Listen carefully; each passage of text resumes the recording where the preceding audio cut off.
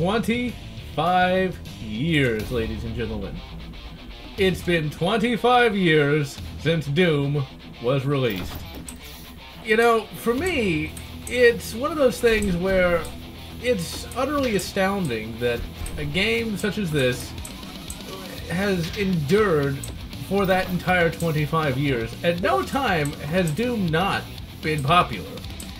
Now, of course, what we're looking at here is the original E1M1, but of course, we're playing it with the Doom Metal Pack, and of course, we're playing it with the Doom Remake version 4, where we've got high-res textures, we've got 3D models, but 25 years, you didn't have this. 25 years ago, what you had were 2D sprites and fairly basic texture work, but what you had at that time was, effectively, the crisis of its day. What you had was something that really was on the cusp of something new. Now, I had started playing id Software games with Wolfenstein 3D, and I still remember to this day my grandfather mentioning a game called Doom. Now, initially, I had no idea what it actually was even about. I didn't look at gaming press or anything like that, mainly because I was a kid at the time. And so my mind, for some reason, conjured up sort of a side-scrolling kind of game. I'm not really sure why I thought it was like a side-scrolling kind of game, but for whatever reason, I did. What's kind of crazy, though, is the fact that I thought it was some sort of like dark side-scrolling game, sort of like a darker version of Crystal Caves, which was a favorite of mine at the time. Well, all I can say is, once I started playing Doom, I didn't stop. And to this day, I still play it on a regular basis. Always looking for new mods, always looking for new levels and things of that nature. Now, initially, when I got back into Doom in 2008, I played it only with DOS bots. I had forgotten in the intervening time that WADs even existed. Now, back in the 90s, I did play some WADs that my grandfather had downloaded and put on the PC, but I never actually made the intuitive leap to, oh, there's these internet levels that I can play. I did own one of those level packs that you could buy back in the day. I forget exactly what it was called, but back in the day, you could download WADs, but you'd actually have to know how this internet thing worked. And as a kid, I didn't really know how that internet thing worked. And so what we ended up buying was this pack that had like all these Doom levels on it. I think it was like 100 levels. It was like 100 whole levels, and generally they weren't of, shall we say, the greatest quality. I remember liking the Hexen one simply because you got to control a cannon at one point. But, you know, in 2008, I started playing it on DOSBox. Then somehow I ran across Z-Doom. Now, what we're looking at here is GZ Doom, and of course uses OpenGL, but Z-Doom does not. And many mods won't really work with Z-Doom. But GZ Doom pretty much is used for just about everything. Z-Doom allowed me to play Doom in like the higher screen resolutions and stuff like that. And I was like, oh my god, it's like Doom in modern times. It wouldn't be until 2012 that Brutal Doom would be released. That would get me back into it again. Now, when it comes to Doom, there's a lot of trivia that you can find just about anywhere on the internet today. Most notably that this was potentially, and I'm not sure how true this is, but potentially this was supposed to be some sort of aliens-based game, and the shotgun in that was supposed to be an aliens-based shotgun. Information I've found says otherwise, with some information saying that that shotgun was modeled off of a cap shotgun. In fact, I had that exact cap shotgun as a kid. So I'm not really sure how much of an aliens thing it is. I've also read in places that the plot for Doom came from a D&D game that the guys were playing in the old id Software. And, you know, could that be true? I don't know. That's one of those problems when you have a game as legendary as Doom. You know, it's really hard to say what exactly is true and what exactly is not. But what is true is that Doom was indeed a masterpiece, and one of the reasons why it's endured for so long is just the fact that all of the elements that went into this game are 100% timeless.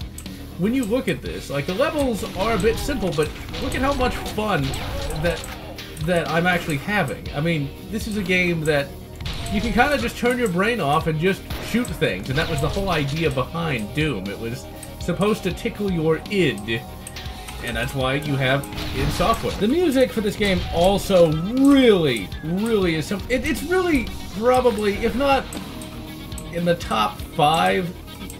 Here's the problem when I say that this music is probably the best music in all of PC gaming, is there's probably something better that I'm not remembering, but if this isn't the best PC music of all time, it definitely is up there in the top 5. I mean, the Doom soundtrack is legendary for a reason.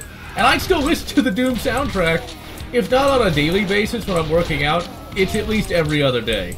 Because it is indeed a workout staple. I mean, you got this song right here. It's actually kind of slow compared to the song that's going to come up in the next couple of levels. But the Doom soundtrack just, it rocks. It rocks the block every time. Now, when it comes to Doom, there's a lot of talk about what the original story was going to be. The original story was going to be a lot more complex than what we have here, which is just, there's demons, shoot them with shotgun.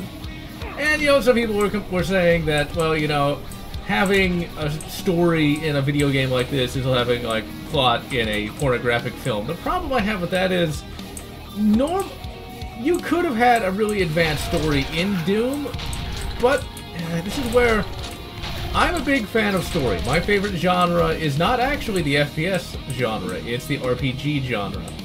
With my favorite game not being Doom. My favorite game of all time is actually Knights of the Old Republic 2. And so, for me, I like the idea of a complex story, and we know for a fact that complex stories can and do work in first-person shooters. Just look at Dark Forces, released, I believe, in '95, if I'm not mistaken. That had a very complex story with a very compelling character in the guise of Kal Katarn. Now, you could have potentially seen something like that in 1993 with Doom Guy, you know, being a really complex character. However, would that have made Doom as good? And that's one of the things. I can't really say that Doom would have been better if there was actually more plot than there is. Which is a very weird thing for me to say, but I think with Doom, all the elements that work in this game work because they complement one another, and I don't think a highly advanced story would complement this game. It would take away from the id-tickling nature of this particular game. Now, when it comes to... Oh, here's the song. Oh, it's beautiful. The Command and Control song is nothing short of amazing. This is probably my favorite track in all of Doom. Now, when it comes to the various Doom episodes, what we're looking at here is, of course, Knee Deep in the Dead. And this is the episode that I've played by far the most. And I feel like the levels in this are some of the best Doom levels of all time. It is something that I can practically play this in my sleep. I've just played it so many times. Now, when this came out, shareware was a very popular thing. And how shareware worked is you would actually get the first episode of a game for free. You'd get a third of the game. Free. Okay, I want you to understand. Third of a game for free. Today, ladies and gentlemen, you barely even get the game for the full price. Okay, here you got a third of an entire game for free. Okay, think about Vault 76. Fallout 76, it's not even a real game. But this, real game, and you're playing it. It's just, it boggles the mind. Now, of course, this is what put id Software on the map. And, you know, everything that this game started is still kind of ongoing today. id Software was very important. You know, when you play your Call of Duties today, you know, and whatever guise they may be, you're still playing an id Software engine-based game. The graphical render is, of course, going to be different, but even the latest Call of Duty game still uses id Tech 3. Now, of course, this was not an id Tech engine. This was the Doom engine. It predates the very concept. But while Wolfenstein 3D was a game that really codified all the elements of what we would consider a first-person shooter, Doom is what really put it on the map. The first is not always necessarily the worst, but it is something that not everything is yet worked out. We're not really sure exactly how it works, we just know it kind of does. I would actually compare Doom 1993 to the Browning 1911 pistol.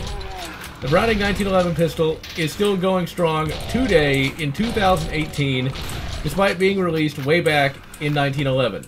Doom is still going strong today, despite being released back in 1993, which, you know, in terms of technological advancements, it's kind of crazy when you think about it. 1993 is about as distant in the past as 1911 is in terms of firearm development. You know, and this game still can hold its own with modern games. In fact, is better than many modern games. And that's just because very few games really got the idea of tickling the id. You know, they focus more on being more, I want to say the word respectable. It's like, we didn't just make a game, we made art. But this game is art in and of itself, in its simplicity.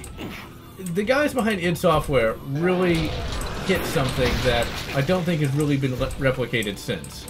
A game like this that can do the id tickling as well as it does. Now, one of the things you also have to remember is that this also had a multiplayer component. That, you know, there wasn't any season passes, there wasn't anything like that. What you got is what came on that floppy disk. And I did not play this multiplayer back in the day because I did not have access to the internets. And I never was a particularly big fan of multiplayer games until as late as 2010. That's just my personal feelings on the matter of, like, multiplayer and things of that nature. But for the time, the multiplayer in this was quite simply jaw-dropping as well. Now, from what I've read when it comes to the multiplayer for this particular game, you had a lot of lag issues on the dial-up back in the day, and you had issues where where like somebody would move or twitch, and like 2 seconds later they'd actually move in the game. So that would have definitely made for a very interesting gameplay experience, I have to say. Now, one piece of trivia that I did read that was quite interesting was the rather, shall we say, controversial John Romero's going to make you his bitch ad campaign for his game Daikatana, which I actually have streamed. And it's pretty bad. It's one of those games where I think they had literal snowdrifts of cocaine. But anyway, when it comes to that particular game, they released a ad that said, John Romero is going to make you his bitch. From one source that I read, that was actually something he used to say all the time when he was playing Doom multiplayer. And I could kind of believe that. So it's quite hilarious that that became a rather controversial ad. When it comes to Doom, though, you know, the fans like it because it does what it sets out to do, and it doesn't actually. It's not ashamed to be a first-person shooter. I wouldn't say ultra-violent because it's not like you're actually shooting people. You're shooting zombies and monsters and demons from hell. But it's unashamed as to what it is. It knows what it wants to do, and it embraces it. In many instances, you could say that Doom 2016 still doesn't really embrace the whole first-person shooter concept. That it sometimes is a little afraid to be what Doom used to be. Now we're going to move on to Shores of Hell. Now, as far as I'm concerned, Shores of Hell is still by far my favorite episode of Doom. Actually, no, I take that lie back. Phobos, I feel, not Phobos, but Knee Deep in the Dead is my favorite now. But back in the 90s, this was actually my favorite, and I can tell you why. Because I still remember this to this day, and that is, of course, you get a shotgun. I don't know why I like getting that shotgun right here, but I still distinctly remember that. That's the thing about being a kid, you know? It's like, oh, I get the shotgun like in the first level, man. That must make it the greatest. The only problem I have with Shores of Hell today is the very fact that, well, it's a little too gray and brown, and it looks a little less realistic. The Doom levels, especially of this era, were very abstract. That was one of the things that really impressed me back in the 90s, and, well, even today, about Dark Forces, is that the levels in that looked like real locations and things of that nature. But, of course, I still ended up playing... I actually have to say I played more Doom than I ever have Dark Forces, just because, sadly, Dark Forces is much harder to get working today than... much harder to get working today than this, because it uses something called the Jedi engine, whereas this, well, there's so many source ports of this, it's not even funny. So, all that aside, what can be said about 25 years of Doom? Well, Doom never really suffered from a bad game. I know some people disliked Doom 3, but when you think about it, so many game franchises get that bad game that just sullies the whole franchise. But Doom, I would say it's actually been able to maintain a standard of quality that pretty much no other franchise has been able to do. Even Mario can't really boast of not having a perfect track record. Doom 2016 could have easily gone the route of just about every single bloody 20-year-after-the-fact remake. And thankfully it did not.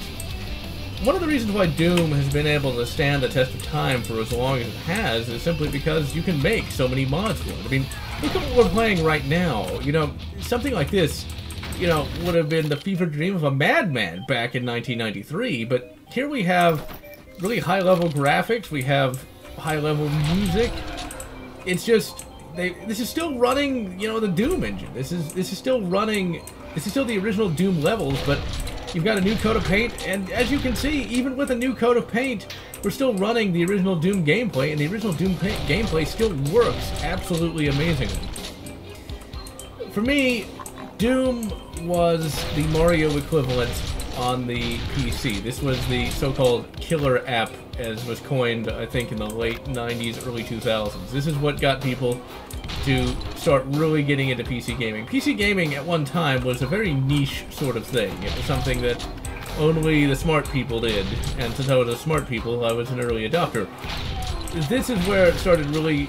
We went from, you know, here's basically a spreadsheet simulator to here's an actual game, you know? I mean, this just simplified everything so much. You know, it's like, here's shotgun, there imp, shoot him in the face. And the sad part is, though, I think a lot of people have forgotten all the lessons that Doom taught us. And now we've moved on to stuff that is sadly much more simplistic than even this is. If you compare Call of Duty, especially the latter-day ones, you barely have any control. You don't have... You have regenerating health, so you no longer have to care about your health. You only have one or two weapons, so you don't have to choose what works at one time. You know, you don't have enemy variety. You know, if we're fighting zombies, we're fighting, you know, Chaco demons. We're doing all this stuff. We also have lost level complexity. Look at how...